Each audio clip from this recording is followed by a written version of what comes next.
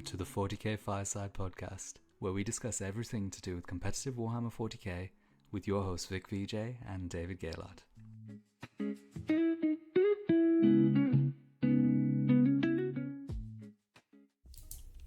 Hey everyone, and welcome back. I've landed in New Zealand on Tuesday last week, and I'm going to be here for the next 9 weeks, so I'm really excited for that. I've never played a tournament in New Zealand, where I'm from originally, because I started playing Warhammer again when I was moving to London originally 5.5 years ago. And so if you've never seen a 40k Fireside video before, I'm David Gaylord, and I'm the captain of Team New Zealand this year as well. So, to celebrate, I've got a bit of a soft drink here, which is called Lemon and Pyroa. It is colloquially known as LNP in New Zealand, and it's just a little local beverage we have here. So, today, before going across seas, I wanted to work on this as a topic, and essentially it's going to be the top 5 units you need to know about in terms of the datasheet strengths, weaknesses, their kind of output profiles, what they're good at killing and stuff like that. And this is designed to cover a metagame which, if you're playing a singles or competitive teams event, you're going to be running into, and typically these units kind of define a lot of the tempo in the game. So without further ado, let's jump in. At number 1, we've just seen Richard Siegler expertly take down the Warhammer World Champs, and I thought it was really important to dive into the Ruststalkers datasheet, because for me, I found it a little bit confusing, the range of melee profiles that this unit has had, especially with the different buffs that can stack on them in addition to that. So I thought, no better, let's talk about Ruststalkers. They are definitely very popular, and they're very, very, very strong right now. So first up, you're going to be running them in units of 5 or 10, and the 10-man unit's going to come in at 140 points. They are essentially glass cannons to most armies, but they're extremely fast. They get +2 to advance and charge if they're near a battle line unit, which the AdMech player, if they're playing well, will easily be able to do. They move an average of 13 inches on the board, 13 inches, then +2 to charge, and then 16 inches from a transport, then +2 to charge. So they're very, very quick, particularly if you've staged them kind of 6 inches up from your deployment zone, and your opponent is playing 6 inches up from their deployment zone.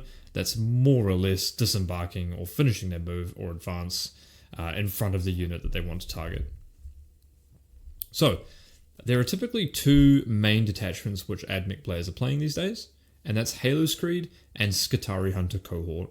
Now, they both get different benefits of being in one or the other here. If you're playing Halo Screed, you get reroll 1s to hit, and if you're the Halo target, reroll 1s to wound as well. So that's really powerful on a datasheet, which is typically going to be hitting and wounding on 3s, rerolling. But if you're playing Skitarii Hunter Cohort, you can get the access to 1 CP, 5 up Feel No Pain. Now this is pretty good on a unit that is a 4 up base save, 5 up invulnerable, and stealth. But importantly, it's going to be 2 wound characteristic profile. So if you're playing against someone playing Skitarii Hunter Cohort, try and overcommit to this unit, because if they pop the Feel No Pain, it can reduce the damage by, I think, about 30% across the entire unit if you're going damage 2 into wounds 2. Speaking of damage, the number of attacks they have. A 10-man unit, 30 attacks. And from the lists that I've seen recently, most people play just the Transonic Razor and Cord Claw on every single model. But they've got a couple of good things here. For their army rule, the majority of the time, AdMech players are in the +1 weapon skill, Doctrina, which means that they hit on 3s.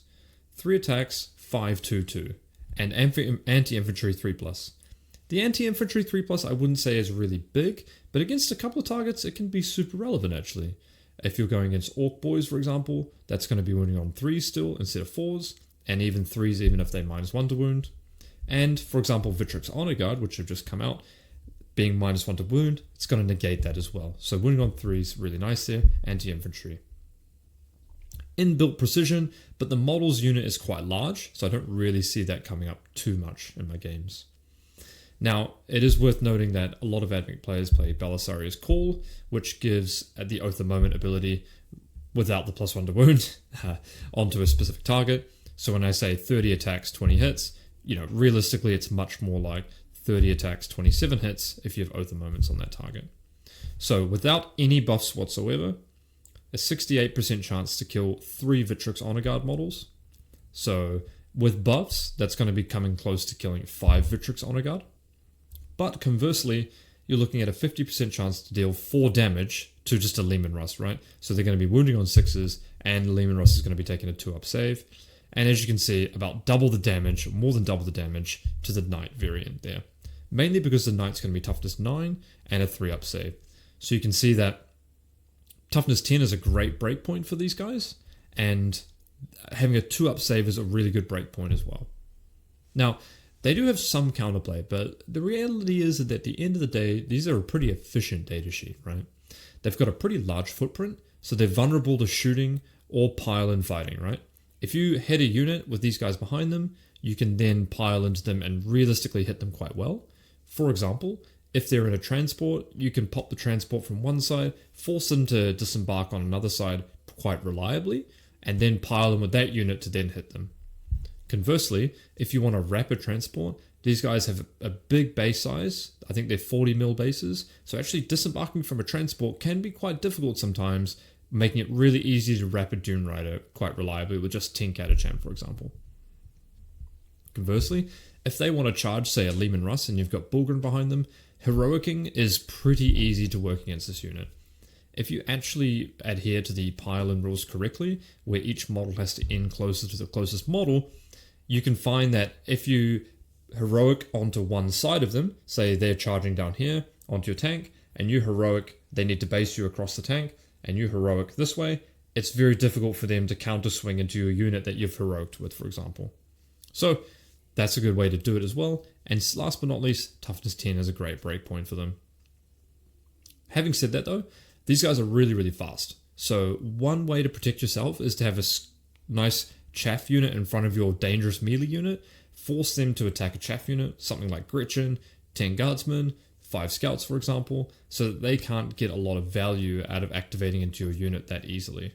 So protect yourself and make sure you know what you're doing when you're encountering Ruststalkers across the board. We'll see you in the next one for number 2.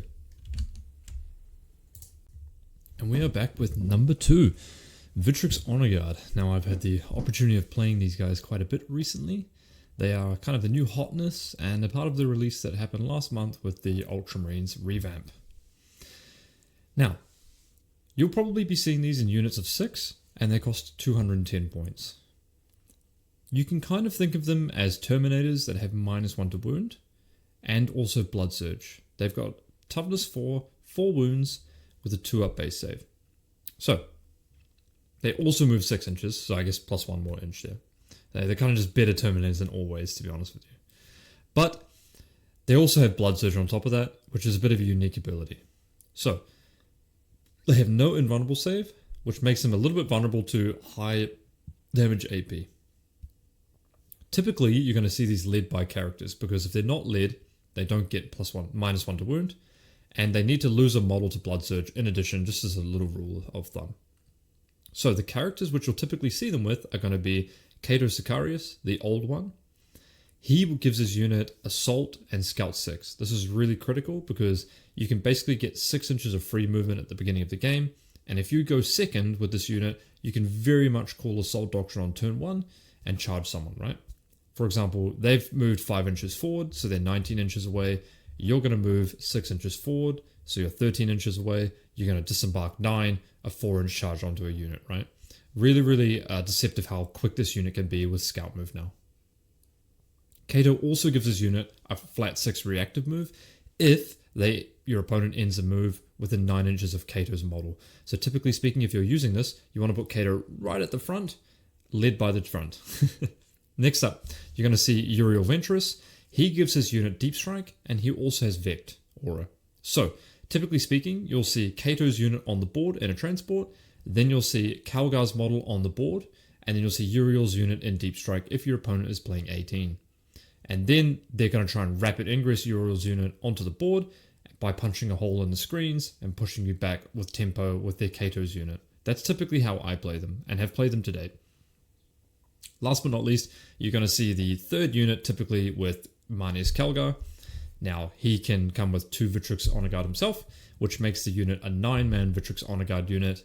A little bit confusing, but you can imagine Calgar has a ton of the damage in this unit at 6 attacks at 833 twin linked, and he also gives his unit advanced shoot and charge, fallback shoot and charge. Now, onto the damage characteristics.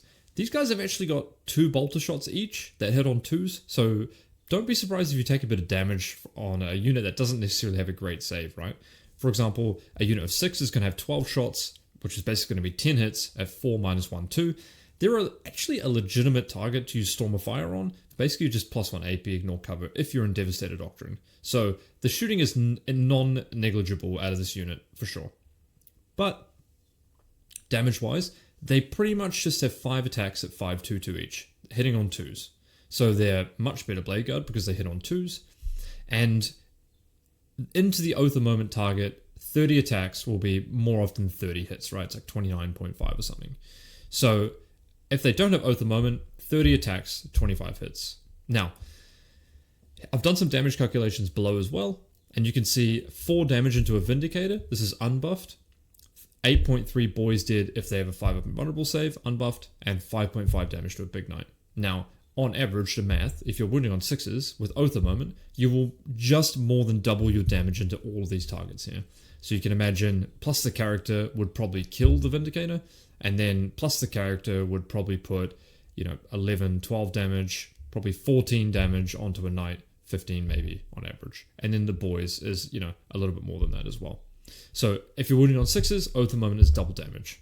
Now, the really good part about this unit is that you don't actually need Oath of Moment on it. You can instead use the Gladius Stratagem for +1 AP and Lance when you're in the Assault Doctrine. This kind of gives you a pseudo Oath of Moment, and because you hit on 2s, it's functionally just as good, but in some circumstances, it's actually better because you go from AP2 up to AP3. So this unit is pretty Oath independent a lot of the time, which makes it really strong on top of that as well. Now, you're going to be seeing these a lot if you're playing a tournament. I think there's a Swedish tournament, the Swedish Masters, which is on in maybe a week or two, and Space Marines are like the most popular faction there, and there's a lot of Victrix Honor Guard, I think. So, how do you counterplay them? Well, they are a reasonably slow unit outside the Kato unit, and they're very vulnerable to being move blocked. Now, whilst 210 points for 6 is pretty cheap, if your opponent is playing 18 of these and Gilliman, the list is going to be very narrow. So if you've got the ability to move block them a little bit and hold the objective, fantastic. But if you've got small, cheap trading pieces, even better. What's even better than that?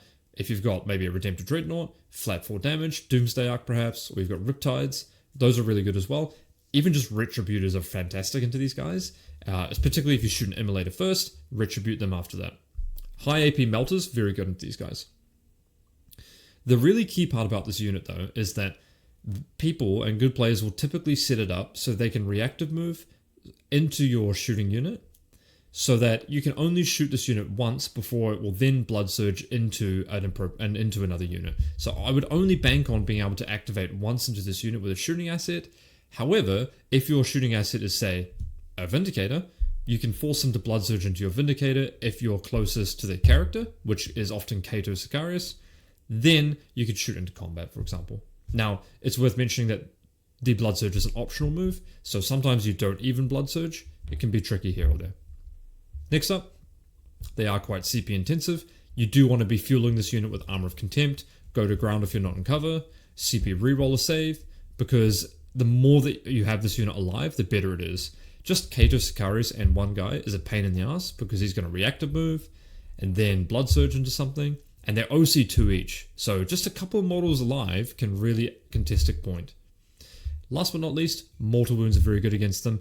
Like every single Marine unit out there, grenading it, tank shocking it, you're going to get really good value for money, typically because these Ultramarine style lists try and stack a defensive profile against you. Armor of Contempt in cover, 2+ save, -1 to wound, CP rerolling damage shots.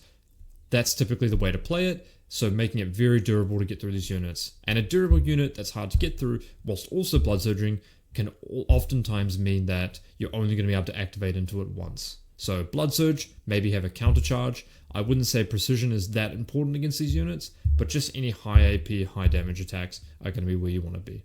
Okay, that's number 2, Victrix Honor Guard. On to the next one.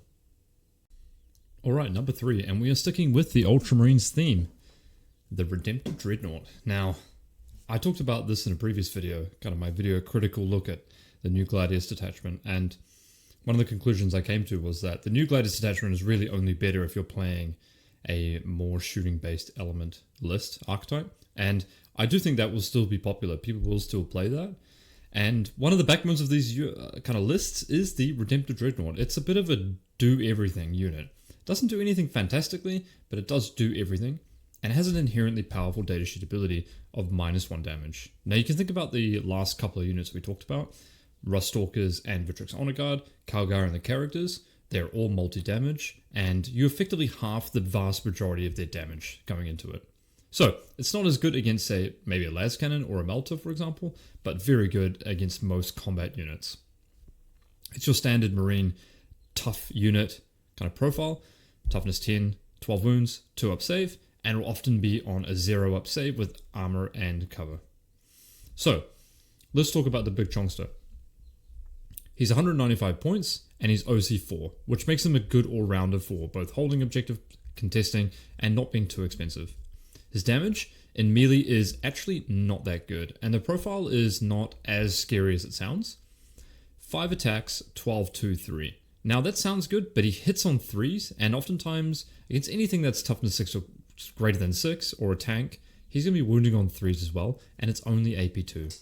So you can imagine 5 attacks, 3s into 3s, is going to be roughly 1 to 2 wounds going through. And a lot of the times, you can just whiff completely.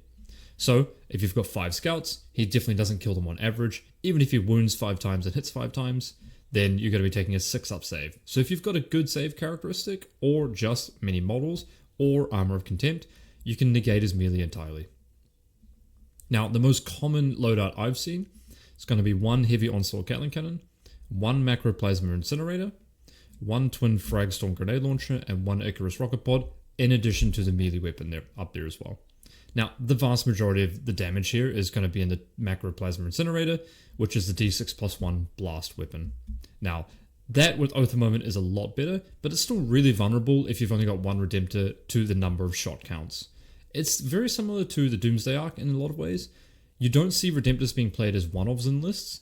The second is better than the first, and the third is better than the second, and playing multiple of them allows you to play them together, combining them on the board in similar areas, but also allows each of the Redemptors to smooth out the inconsistencies, particularly in the macroplasma incinerator when you're trying to kill a target that's Oath of Momented.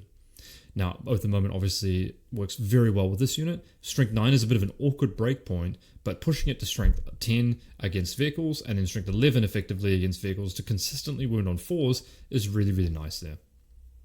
So, bit of counterplay for the big boy. He's a big model and he's not overly fast. If they are playing Gladius or a Gladius-esque detachment, Blades of Ultramar, you'll typically see him wanting to Dev Doctrine multiple times, or which prevents other units from being in Assault Doctrine.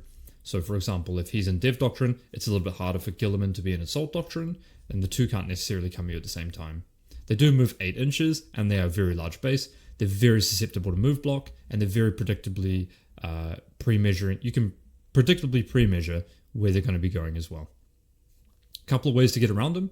Tag them with 5 guys, or even just 5 models. Chances are they won't be able to kill you out of combat. Tri-pointing this means that it has to Desperate Escape. So if you've got 2 models over the hemisphere of the unit, then it will have to Desperate, and not many Marine players are going to be keen on Desperate Escaping a 195 point Redemptor when it might have only taken 2 wounds, right?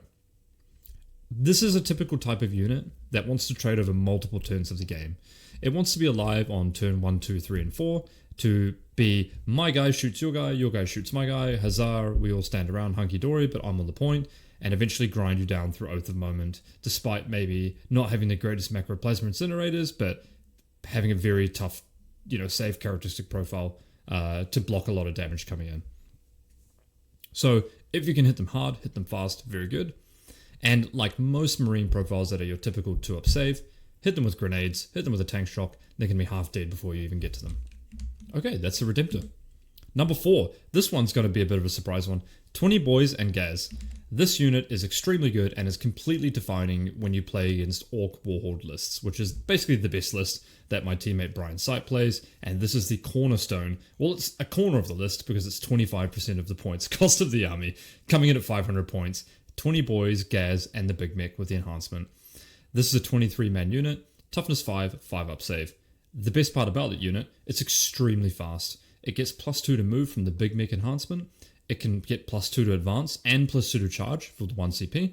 It can reroll advances because of the Big Mech, and the Big Mech allows it to move over models. So this unit on average moves 14 inches and before charging with +2, giving it a roughly 23-inch threat range, right? You can imagine if you've staged your unit a couple of inches up, your opponent's playing in the midfield, you can safely launch this unit from your deployment zone to touch any of the midfield objectives.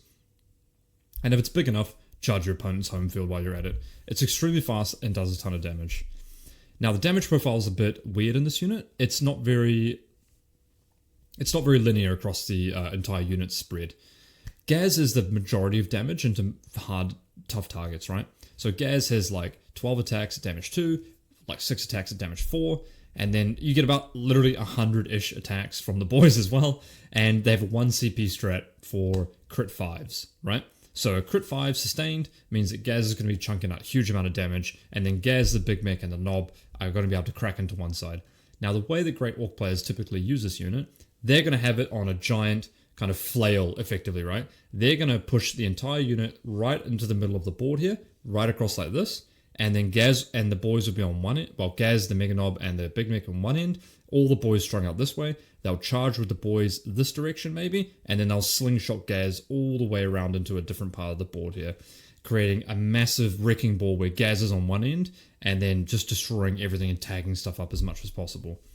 The Orc player really wants to get multiple turns of activating this unit, particularly multiple turns of Ghaz into good units. That's a huge part of getting the value out of this unit. And this leads us to one of the biggest counterplays. After talking with a couple of Orc teammates myself, the huge counterplay of this unit is actually just hitting it before it hits you. Because it's a 500 point unit that they want to invest their primary game plan into and invest CP into, once they lose like 10 or 11 Boyz, this unit decreases a lot in value. For example, if you come in and kill 10 or 11 Boyz and you trade down, on their go turn with the Warg, they're unable to spread the unit as far as possible, but on your next turn, when you go to kill the unit, you've got 10 or 11 less Boyz to get through, making it much more likely that you're going to kill Ghaz on their Warg turn. And that's where the Orc player kind of struggles, right? If you can kill Ghaz the turn after it comes out and gets used, then you're in the driver's seat, I think, for this one. So if you've got Oath a moment, or 10 Ruststalkers Oath moment, or you've got some Crisis Suits that can come down and shoot them, 10 Vanguard Vets, you've got a Kaskin unit that can dump into it, bunch of Flamers and Overwatch. That's a really good way of getting and soaking damage into this unit so that you can make sure you can kill it over 2 turns. Very powerful unit, and if you play against it, it's going to determine the entire tempo of the game, as far as I can tell. Okay, last but not least, Sanctifiers. This is a very bizarre unit, because it came out a couple of months in the kill team, and people weren't really sure how good it was until it really picked up play, and we saw Jack Tite do really well with it. Ash Kian Tan beat me at Coventry with it as well. Every single Sisters player I've seen, doesn't matter the detachment, could be Hallowed Martyrs, Champions of Faith, Bringers of Flame, this unit is excellent in. It's a 100 point glass cannon unit full of special weapons that is going to try and hit you on turn 1, get a ton of tempo for Sisters, and get them onto the board here. So they're Scout 6, they're 100 points for 9 models, they have great output for 1 turn, and they're an auto-include for every single Sisters army. Now, they have 7 special weapons in the unit. I'm not a Sisters player, but I'm pretty sure it's 7. 7 models that have special weapons. One has 2 Hand Flamers, and then they have 2 Holy Fires, and then 1 Ministorum Flamer. So they've got, the best way of thinking about it is, they have 2d6 at 612 Flamers, which is very good. And then they've got a bunch of smaller Flamers, which are also very good as well. This will reliably kill 5 Marines, and it's really good at, say, move blocking and Lehman Russ at the same time. And that's typically a way you'll see it played. Their melee is very respectable as well, and if they're playing Hallowed Martyrs, they've got a really good strat for reroll wounds, I think, or maybe it's reroll hits and wounds if you spend a Miracle Dice. So they can really snipe out a character. And this is a unit they're going to throw away just for tempo and damage as fast as possible. So they're very likely to trade up if you give them an opening in your deployment. So the counterplay for me is, I got by this unit once, and I haven't gotten by it again, but you really want to make sure you deploy correctly to manage where they can and can't land, and then have an Overwatch looking right at them. Like I said before, they've got a 9-man unit, 7 of which have critical weapons on them. So if you kill 4 guys, you're going to be taking off 2 special weapons, which is really, really nice. So if you've got flamers looking at them as well, great. I don't think they have the best save as well in the world. They have a very predictable threat range. Despite it being quite good on turn 1, their threat range is quite predictable. So if you've deployed a bit safer and they can't get you on turn 1, their threat range is significantly dropped off after you have a full turn of movement. They are significantly weaker going second, but still quite good. So overall, learn what the Sanctifiers datasheet does, learn how fast they can scout move, disembark and shoot, and if they're playing Bringers of Flame, disembark, advance and shoot from the Rhino that has already scout moved. So there you go, guys. There's my top 5 units I think are fantastic to learn, and if you're playing a singles meta or you're playing even a competitive team event, you're very, very, very likely to run into this unit. So if you've gotten this far in the video, just let me know what units you think are important in the meta right now. Drop a like, comment, and subscribe to the 40k Fireside, and check out 40kfireside.com where you can learn from the best players in the world at extremely affordable prices. Thanks, guys. Have a good one.